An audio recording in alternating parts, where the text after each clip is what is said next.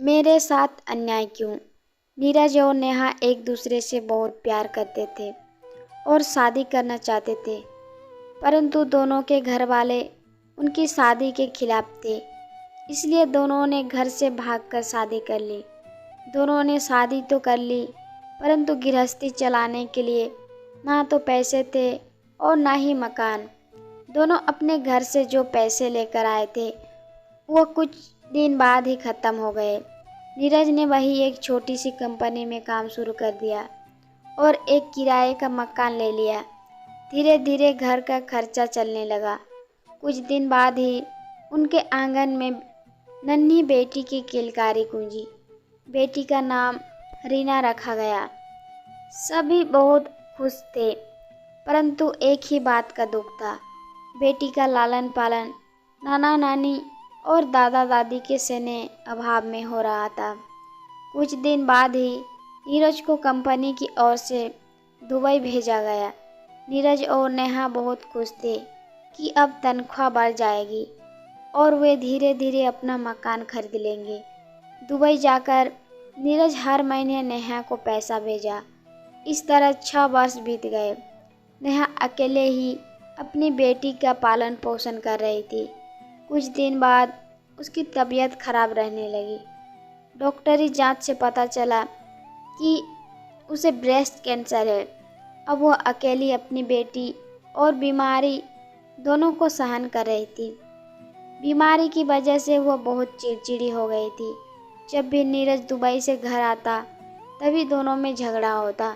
नीरज का मोह धीरे धीरे नेहा से भंग हो रहा था। घर की रोज रोज कलह की वजह से उसका झुकाव दुबई में एक लड़की के तरफ बढ़ने लगा। अब वह सुख दुख की बातें उसी को बताता, इसलिए ज़्यादातर दुबई में ही रहता। इन सब का प्रभाव रीना पर पड़ रहा था। 12वीं कक्षा के बाद उसका दाखिला मेडिकल कॉलेज में हो गया। रीना की माँ बहुत खुश थी कि कम से कम अब बेटी का भाग्य उज्जवल है। कुछ दिन बाद ही नेहा चल बसी। इस पूरी दुनिया में रीना अकेली थी। मकान मालिक ने उसे घर से बाहर निकाल दिया। इस महानगर में उसका कोई भी नहीं था। उसके पिताजी ने पैसे देने भी बंद कर दिए।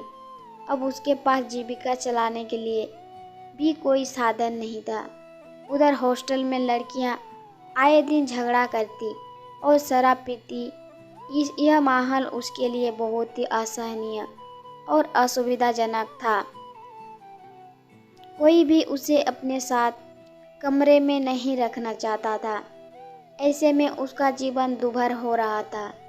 ना ही उसके पास हॉस्टल की फीस भरने के पैसे थे और ना ही अपनी जीविका चलाने के। वह मन ही मन सोचती, हे भगवान, इन सब के भीतर मेरा क्या दोष है? मेरे साथ इतना अन्याय क्यों? अभी तो मेरा जीवन शुरू हुआ है। परंतु उसने कभी हिम्मत नहीं हारी। अपनी पढ़ाई के साथ साथ उसने बच्चों को ट्यूशन पढ़ाना शुरू कर दिया और थोड़े थोड़े पैसे इकट्ठे करने शुरू कर दिए।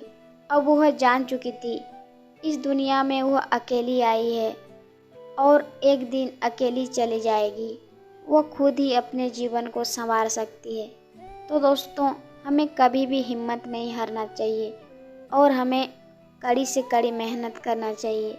मेहनत करने से सफलता हमें ज़रूर मिलेगी। तो दोस्तों, ये कहानी आपको कैसी लगी कमेंट करके ज़रूर बताइए, शेयर कीजिए और अगर चैनल में नहीं हो तो सब्सक्राइब करना ना भूलिए। ये कहानी सुनने के लिए आपको बहुत बहुत धन्यवाद।